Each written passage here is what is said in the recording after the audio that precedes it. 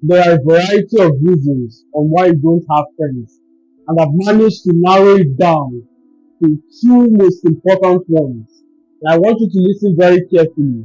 Before we go over, I'm not trying to advocate anything that doesn't operate within these two principles is somehow invalid. No, there are a lot of reasons, as I mentioned initially, on why people don't have friends. In today's discourse, we condense the most important factors that repels individuals from your circumference. Listen very carefully. Some of you are weary. Some of you are tired. The worst thing you can do to the first person is give him a wrong solution of which he failed in his attempt. That's akin to an entrepreneur shooting his last bullet with a strategy of which you aided. It fails. It can be tiring. Not very many entrepreneurs, not very many individuals get up from that scenario. The point I'm trying to highlight is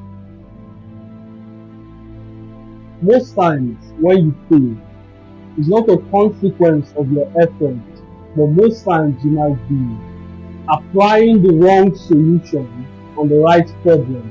Most times you might apply the right solution on the wrong problem. Whichever angle you choose to look at it, the principle still remains constant. The two reasons why friends are repelled from your vicinity. Sometimes it's not all about playing with labels like I'm socially anxious or I have anxiety, I'm socially awkward. All of these labels, I'm an extrovert, an introvert. The truth is, there are situations where you love to be more introverted than others. There are individuals whom you meet or which you speak freely with. There are times where you narrate a story with such vigor and passion. So it's more so who you're with more than you as the person. One of the ways to circumvent that kind of situation is to learn how to summon that talent at will. There are times where you're confident, you're speaking to a lady, it's most likely you're not in love with that lady, you're not trying to impress her. It falls back to the principle of the person I like doesn't like me back, because the person you like, you're trying to position or you're trying to postulate a font which you think might be appealing. You're servile, you're more listening, you're trying to be charming, you're doing every single thing divergent from your character, of which the person might find repulsive. Because being servile has a degree of servitude associated, which is something women don't like. Being servile has a degree of timidity associated with it. Conversely, when you're with someone you don't like, you're confident, you do not respond to certain questions, the way you carry yourself, you're nonchalant, all of those traits which women find attractive. So it's not necessarily limited to some abstract law that the person you look like you back, and that's how it's supposed to be. I've managed to give you the logical breakdown of why these things be. The number one reason, let's revert back to the original subject. So one of the number one reason why you repel friends, why friends are scarce from your vicinity, you're in the lonely chapter. You've seen the quote online where you're pursuing your goals, you're trying to become an entrepreneur, you're doing something new.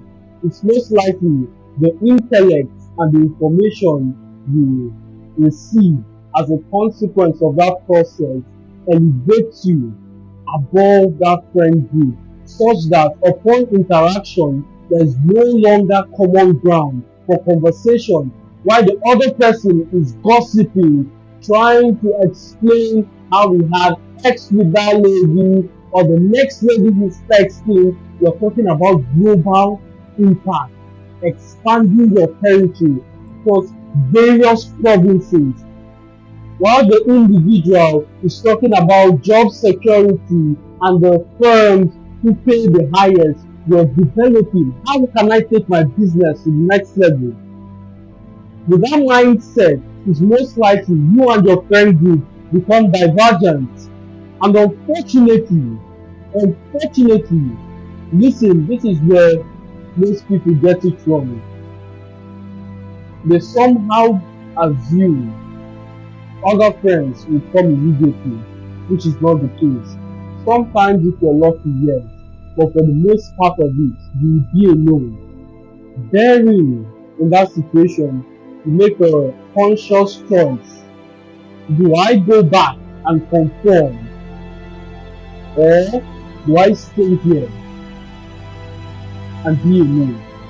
Do I conform, go back to the previous life, have fun, have friends at the expense of my peace? Because all you're doing is trading external conflict for internal conflict. An idea expanded by, or a mind expanded by an idea, it becomes difficult for it to return to its original dimension. So once you walk the path of personal development, once you walk the path of entrepreneurship, it becomes very difficult to unsee. So no matter if you give up, it's going to haunt you. There are very few cases where you can stop without feeling of guilt.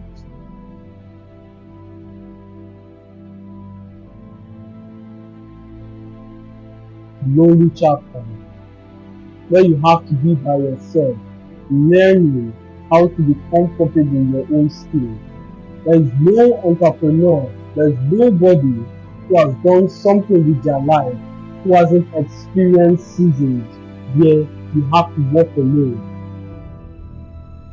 Unfortunately, in this our seeker-friendly generation where everybody likes comfort, everybody wants to be in each other's business,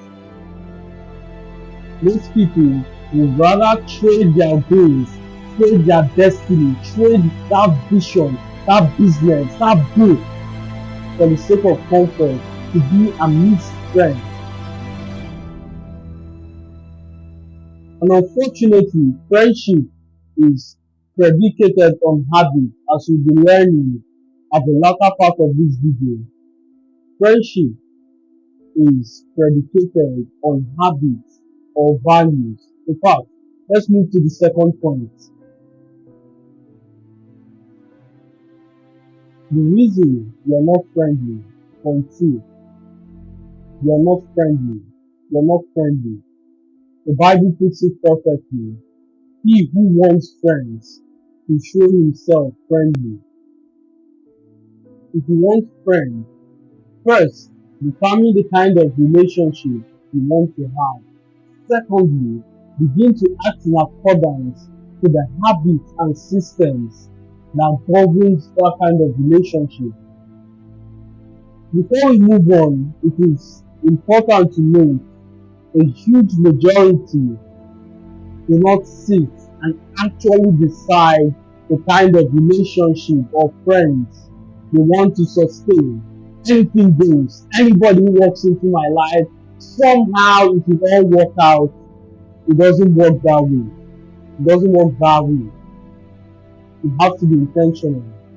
And you know this intuitively that anything good takes deliberate effort.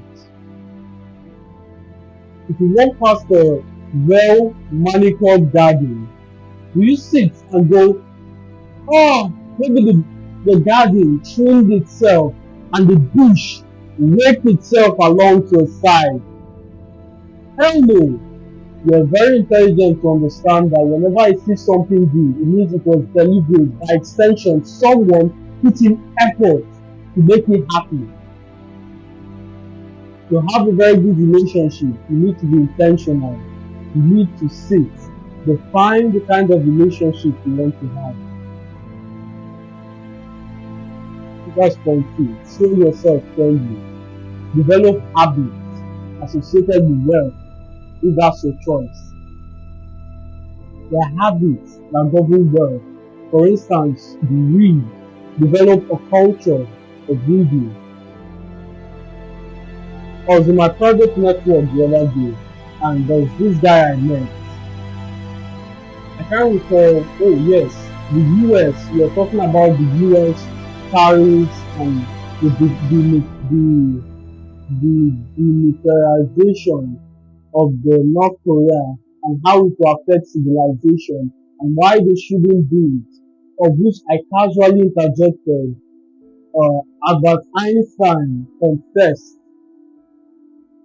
The whole premise of my proposition was nuclear weapons shouldn't even exist, including Einstein confessed at the later end of his years if he knew that Nazis will fail at their creation of a nuclear bomb, he wouldn't have sent that letter.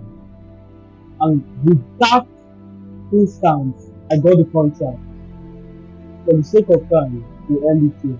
It's always been a pleasure speaking to you. I'll see you later.